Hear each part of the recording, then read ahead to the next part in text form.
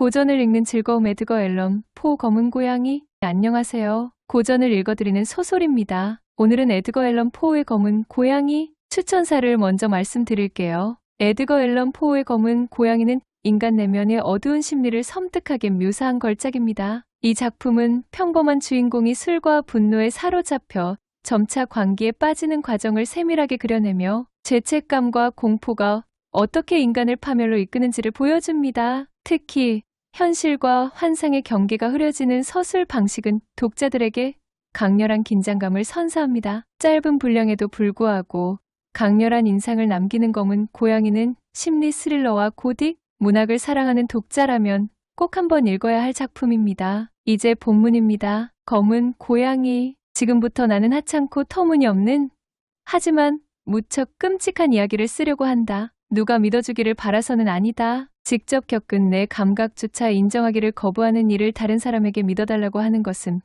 미친 짓일 테니. 하지만 나는 미치지 않았고 꿈을 꾸고 있는 것도 아니다. 다만 내일 죽을 몸이기에 지금이라도 영혼의 짐을 내려놓고 싶을 뿐이다. 내 집에서 일어났던 일들을 사실 그대로만 간결하게 쓰겠다. 나를 공포에 질리게 하고 고통 속에서 끝내 무너지게 만든 사건이었지만 자세히 설명하려고 애쓰지는 않겠다는 뜻이다. 그 사건은 나에게 공포 그 자체였다. 하지만 사람들에게는 공포보다는 그저 기묘한 느낌일지도 모른다. 또 어쩌면 내가 글로 쓰는 것조차 두려웠던 이 악몽을 자연스럽게 원인과 결과를 따져 그저 평범한 일로 만들어버릴 냉철하고 논리적인 똑똑한 사람이 나타날지도 모른다. 어릴 때 나는 유순하고 다정한 아이였다. 마음이 너무 여려 또래 친구들에게 놀림을 받기도 했다. 나는 유난히 동물을 좋아했고 부모님은 애완동물을 마음껏 키우게 해주셨다. 나는 거의 모든 시간을 동물들과 함께 지내면서 그들에게 먹이를 주거나 쓰다듬어주면서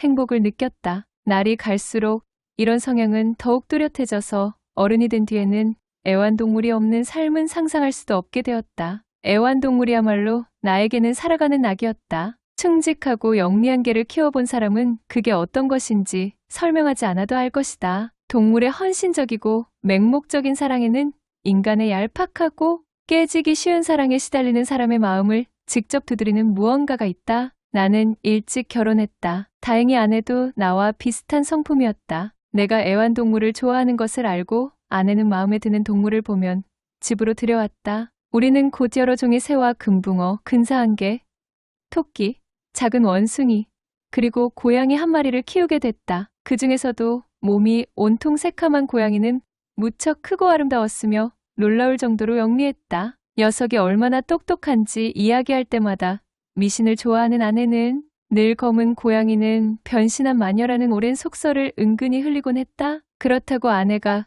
그 속설을 진지하게 믿었다는 건 아니다. 그저 문득 떠올라서 쓰는 것뿐이다. 고양이 플루토는 내가 가장 아끼고 사랑하는 애완동물이자 친구였다. 내가 주는 먹이만 먹고 어디든 내 곁에만 붙어 있으려고 해서 외출할 때면 녀석을 떼어놓기 힘들 정도였다. 하지만 부끄럽게도 나는 폭음을 일삼기 시작했고 그렇게 몇 년이 지나는 동안 내 기질과 성격은 완전히 다른 사람이 되어버리고 말았다. 남의 기분은 내 알바 아니었고 변덕에 짜증에 욕설에 나중에는 아내에게 손찌검을 하는 지경에 이르렀다. 동물들도 예외가 아니었다. 나는 동물들을 학대하기 시작했다. 토끼, 원숭이, 개들이 내 곁을 지나가거나 애정을 표시하려고 가까이 오기만 하면 사정없이 괴롭혔다. 그래도 플루토에게만은 아직 남다른 애정이 남아있었다. 하지만 어떤 병이 음주벽보다 지독할까? 나는 결국 플루토마저, 이제 나이 들어 예민해진 플루토마저 괴롭히기 시작했다. 그날 밤도 나는 단골 술집에서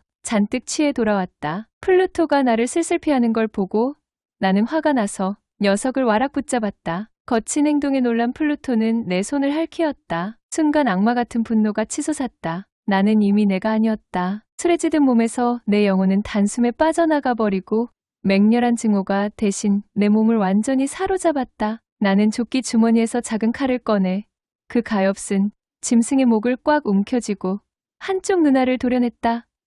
이 저주받을 짓을 글로 쓰자니? 부끄러움에 온몸이 떨리고 얼굴에 불이 붙은 것만 같다. 아침이 되어 제정신으로 돌아왔을 때 나에게 몰아닥친 참담한 두려움과 후회는 이루 말할 수 없는 것이었다. 하지만 그것마저 그저 스쳐가는 감정이었을 뿐 내면의 뿌리까지는 흔들지 못했다. 나는 다시 술을 마시기 시작했고 내가 저질렀던 참혹한 죄의 기억도 점점 희미해졌다. 플루토도 조금씩 회복되었다. 눈알이 빠진 끔찍한 몰골이었지만 더 이상 고통스럽지는 않은 것 같았다.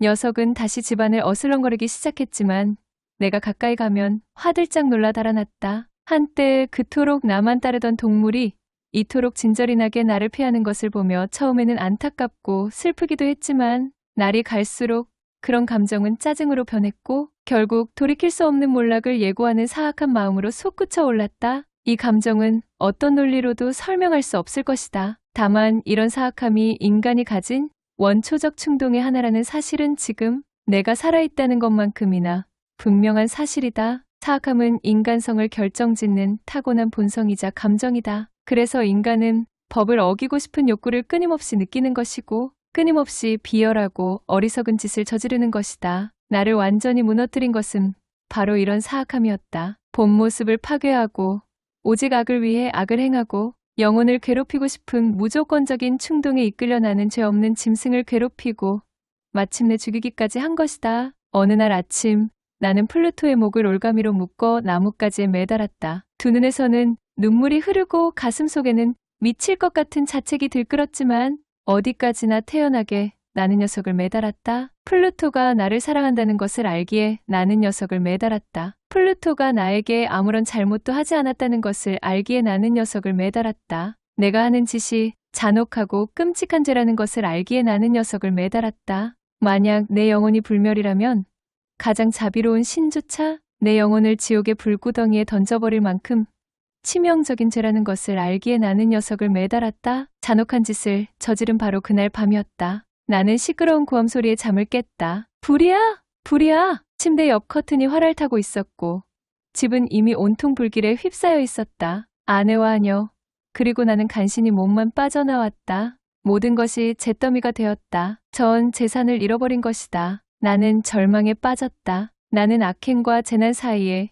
인과 관계가 있다고 생각하는 나약한 부류의 인간은 아니다. 다만 사실들을 자세히 기록하는 중이기 때문에 이 부분 역시 사실대로 기록해두려는 것이다. 다음 날 나는 잔해만 남은 집터로 갔다. 벽 하나만 남기고 집은 완전히 무너져 있었다. 하나 남은 벽은 건물 가운데쯤 내 침대 머리맡에 있던 것이었는데 그리 두껍지 않은 칸막이 벽이었는데도 얼마 전에 새로 바른 석회가 제법 두터워 불길을 견딘 모양이었다. 벽 주위에 사람들이 모여 무슨 구경거리라도 있는 것처럼 웅성거리고 있었다. 이게 뭐지? 세상에 정말 이상하네? 신기하군. 나는 무슨 일인지 궁금해서 그쪽으로 다가갔다. 흰 벽면에 마치 일부러 새긴 것처럼 거대한 고양이 형상이 얕게 도드라져 있었다. 놀라울 정도로 또렷하게 목 주위에 걸린 밧줄까지 보일 정도로 또렷하게 순간 나는 플루토의 유령이 나타난 줄만 알았다. 등골에 오싹 소름이 끼쳤다. 하지만 나는 곧 마음을 가다듬고 곰곰이 생각해보았다. 어제 아침에 정원에서 플루토를 나뭇가지에 목매달았지. 불이 났다고 외치는 소리에 사람들이 정원으로 몰려왔을 테고 그중 누군가 나무에 묶인 밧줄을 자르고 죽은 고양이를 내 침실 창문으로 던져넣은 거야. 나를 깨우려고 말이지. 불에 여기저기 집이 무너지면서 내 사악함에 희생된 고양이는 채 마르지 않은 회반죽 속에 파묻혔고 뜨거운 불과 사체에서 나온 암모니아가 석회와 만나 이런 형상을 만들게 된 거지. 이 놀라운 사건은 나에게 깊은 충격으로 남았다. 머리로 이해한다고 해서 마음까지 이해하는 건 아니었다. 몇 달 동안 머릿속에서 플루토의 환영이 떠나지 않았다. 후회 비슷하지만 꼭 후회라고는 할 수 없는 기묘한 감정이 나를 사로잡았다. 나는 지저분한 술집을 오가는 길에도 녀석을 대신할 비슷한 고양이가 혹시 없는지 살피기 시작했다. 그날 밤에도 나는 싸구려 술집에서 술을 마시고 있었다. 문득 진인지 럼인지 커다란 술통 위에 뭔가 시커먼 물체가 보였다. 술을 마시는 동안 내내 그 술통을 물끄러미 바라보고 있었는데 그제야 그 물체를 발견하다니 이상한 일이었다. 나는 슬그머니 다가가 손으로 만져보았다. 검은 고양이였다. 몸집도 무척 커서 플루토라고 해도 믿을 정도로 꼭 닮은 고양이였는데 딱 한 가지만 달랐다. 플루토는 몸 전체가 완전히 새까맸지만 이 고양이는 가슴에 크고 흐릿한 하얀색 얼룩이 있었다. 내가 손을 대자 녀석은 마치 기다리고 있었던 것처럼 가르랑거리고 몸을 비비며 좋아했다. 바로 내가 찾던 고양이였다. 술집 주인에게 고양이를 사겠다고 하자 그는 자기 고양이가 아니라며 자기도 오늘 처음 본다고 말했다. 녀석은 내가 집에 갈 채비를 하자 따라 나서고 싶은 눈빛으로 나를 쳐다보았다. 나는 그러도록 내버려 두었다. 집으로 돌아가는 길에도 가끔씩 허리를 숙여 녀석을 토닥여 주었다. 집에 오자 고양이는 마치 제 집처럼 굴었고 아내도 녀석을 좋아했다. 하지만 정말 뜻밖에도 나는 금방 실증이 났다. 고양이가 나를 좋아할수록 왠지 성가시고 귀찮아졌다. 이런 감정은 다시 지독한 증오로 변해갔다. 나는 녀석을 피해 다녔다. 플루토에게 저질렀던 잔혹한 범죄의 기억과 수치심 때문에 고양이를 신체적으로 괴롭히지는 않았다. 적어도 몇 주 동안은 때리지도 난폭하게 굴지도 않았다. 하지만 천천히 조금씩 고양이에게 품은 지독한 증오는 커져만 갔고 나는 역병 환자를 피하듯 녀석을 피해 다녔다. 녀석을 데리고 온 다음 날 아침에야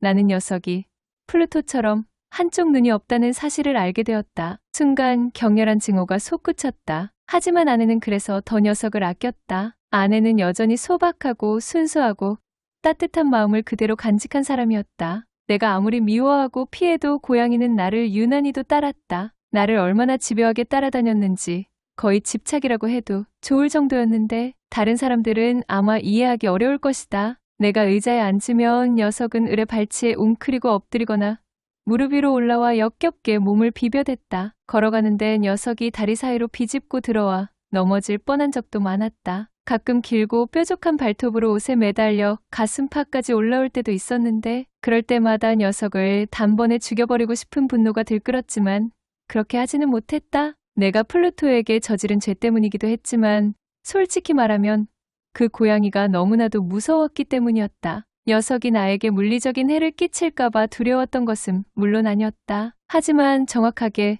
무엇이 두려웠는지는 말로 표현할 수가 없다. 그것은 나도 알지 못하는 공포였으니까. 중재인 감방에서조차 고백하기 부끄러운 일이지만 녀석에 대한 소름 끼치는 공포는 나의 근거 없는 망상으로 점점 더 커져만 갔다. 아내는 나에게 이 낯선 고양이와 내가 죽인 고양이의 유일한 차이점인 하얀색 얼룩에 대해 여러 번 말했다. 앞에서도 말한 것처럼 이 하얀색 얼룩은 원래 있던 것이었다. 하지만 처음에는 크고 흐릿하던 것이 아주 조금씩 거의 눈치채지 못할 정도로 천천히 선명해지고 있었다. 내 이성은 그저 허상일 뿐이라고 애써 부정하고 있었지만 어느새 얼룩은 뚜렷한 모습을 드러냈다. 입에 담기조차 무서운 그 형상은 바로 무시무시한 교수대였다. 아, 슬프고도 두려운 죽음의 도구, 공포와 범죄의 도구였다. 나는 고양이가 더 꺼림칙하고 무서워졌다. 기회만 생기면 반드시 그 괴물을 없애버려야만 했다. 이제 나는 인간이 처할 수 있는 가장 비참한 지경에 처해 있었다. 내가 경멸하며 죽여버린 고양이 따위가 높으신 하느님의 모습으로 태어난 인간에게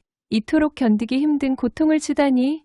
아, 나는 이제 더 이상 편히 쉴 수 없었다. 낮에는 고양이가 단 한순간도 내 곁을 떠나지 않았고 밤에는 끔찍한 악몽에서 깨어날 때마다 녀석의 뜨거운 입김을 내 얼굴에 느껴야 했다. 때로는 가위 눌린 것처럼 내 심장을 짓누르는 녀석의 어마어마한 무게를 견뎌야 했다. 엄청난 고통이 끊임없이 나를 압박해서 내 안에 아주 희미하게나마 남아있던 선한 면까지 완전히 몰아내버렸다. 어둡고 우울하고 흉측한 생각들만이 나를 채우고 있었다. 변덕스럽던 성격은 세상의 모든 사물과 사람들을 향한 증오로 커져갔다. 나는 이제 순간적으로 일어나는 폭발적인 감정을 제어할 수 없게 되었고 감당할 수 없는 분노가 폭발할 때마다 참을성 많은 아내는 가엾게도 그 모든 분노를 감수해야만 했다. 집에 불이 난 뒤에 가난에 몰려 우리는 낡은 집에서 살게 되었다. 어느 날 지하실에 볼일이 있어 아내는 나를 따라 내려오고 있었다. 가파른 지하실 계단을 내려오는데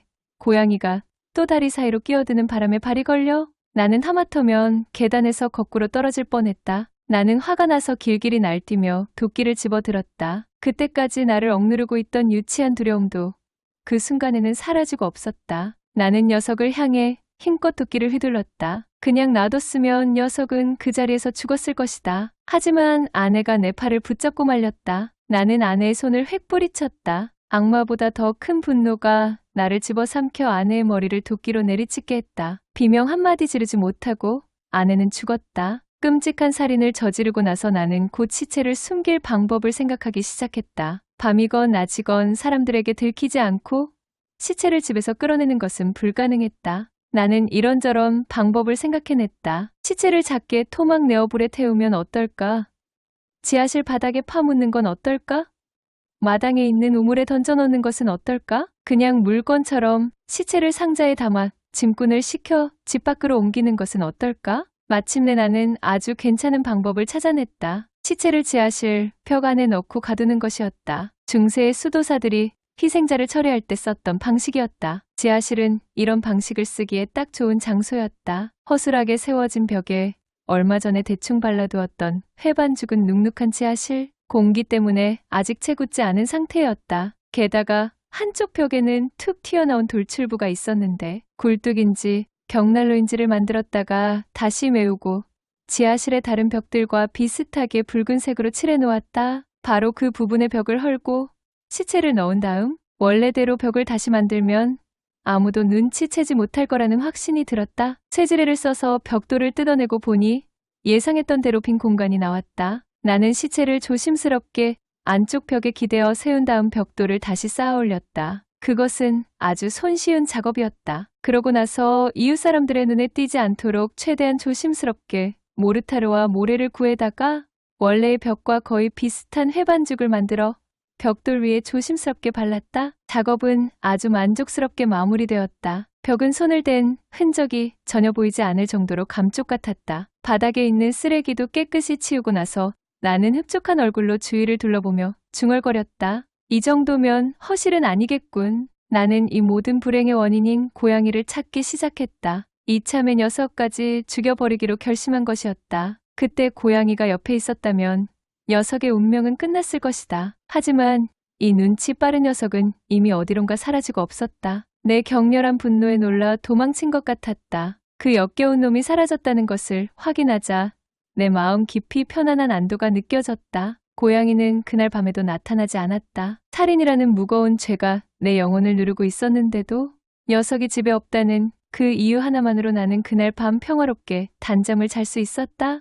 이틀이 지나고 사흘이 지나도 고양이는 나타나지 않았다. 나는 자유를 만끽했다. 그렇게도 나를 괴롭히던 괴물이 두려움에 떨며 영원히 나를 떠난 것이다. 이제 더는 그 괴물을 보지 않아도 된다. 나는 정말로 행복했다. 내가 끔찍한 범죄를 저질렀다는 죄의식은 거의 없었다. 나는 몇 번이나 조사를 받았지만 태연하게 거짓말을 했다. 여러 번의 집 수색에서도 경찰은 아무것도 발견하지 못했다. 나의 앞날에 더 이상 거칠 것이 없을 것만 같았다. 살인을 저지른 지 나흘째 되던 날이었다. 경찰들이 예고 없이 집으로 들이닥쳤다. 경찰들이 다시 한번 집 안을 샅샅이 뒤지기 시작했지만 나는 조금도 당황하지 않았다. 아무리 뒤져도 시체를 발견하지 못할 것을 잘 알고 있었으니까. 경찰들은 내내 나를 데리고 다니며 집 건물 전체를 하나하나 빠짐없이 뒤졌다. 특히 지하실은 서너 번이나 뒤지고 또 뒤졌다. 나는 전혀 당황하지 않았고 내 심장 또한 깊이 잠든 사람처럼 편안하게 뛰었다. 그들이 지하실을 수색하는 동안 나는 팔짱을 끼고 느긋하게 걸어다니며 그들이 지하실을 뒤지는 꼴을 구경했다. 마침내 경찰들은 떠날 채비를 했다. 아무리 뒤져도 나올 것이 없다고 판단한 것이다. 내 마음은 기쁨으로 날뛰었다. 나의 결백을 다시 한번 강조하고 싶어서 참을 수가 없었고 무슨 말이든 하고 싶어 입이 근질거렸다. 여러분, 경찰들이 계단을 오르기 시작했을 때 나는 큰 소리로 그들을 불러 세웠다. 의욕이 풀리셨다니 정말 다행입니다. 모두 건강하시고 앞으로는 예의를 좀 갖추시기 바랍니다. 그리고 말이죠. 살펴보셨으니 잘 아시겠지만 이 집 정말 잘 지어진 집 아닙니까? 나는 흥분해서 계속 떠들었다. 내가 무슨 말을 하는지도 몰랐다. 아주 특별하게 잘 지어진 집이죠. 이 벽만 해도 여러분 가시려고요? 이 벽도 아주 단단하거든요. 한껏 격앙된 기분을 주체하지 못하고 나는 손에 든 막대기로 벽을 탁탁 두드렸다. 사랑하는 아내의 시체를 세워둔 바로 그 부분을 말이다. 내가 왜 그랬을까? 신이여, 악마의 동리에서 저를 지키소서. 막대기로 두드린 벽의 울림이 사라지자마자 벽 속에서 어떤 소리가 마치 무덤 안에서 답하는 것 같은 소리가 들렸다. 처음에는 어린아이의 흐느낌처럼 작고 희미해서 들릴 듯 말 듯 귀를 의심할 정도였는데 이내 그 소리는 기이하고 시끄럽고 잔인한 비명으로 변했다. 그것은 절대로 인간의 소리가 아니었다. 지옥에 떨어져 고통받는 사람들의 비명과 그들을 벌하며 기뻐 날뛰는 악마들이 내지르는 소리가 뒤섞인 것 같은 공포와 승리가 뒤섞인 날카로운 절규였다. 그 순간 내가 무슨 생각을 했는지는 말할 필요도 없을 것이다. 나는 아찔한 공포 속에서 휘청거리며 뒤로 물러났다. 계단에 서 있던 경찰들도 그 순간에는 극도의 공포와 두려움으로 그 자리에 그대로 굳어버리고 말았다. 하지만 다음 순간 정신을 차린 경찰들은 곧바로 벽을 허물기 시작했다. 벽이 와르르 무너졌다. 핏덩이가 말라붙은 채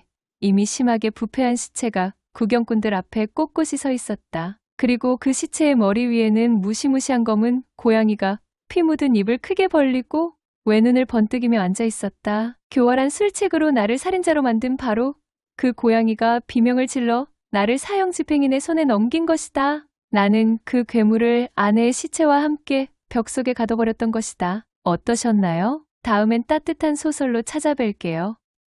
안녕.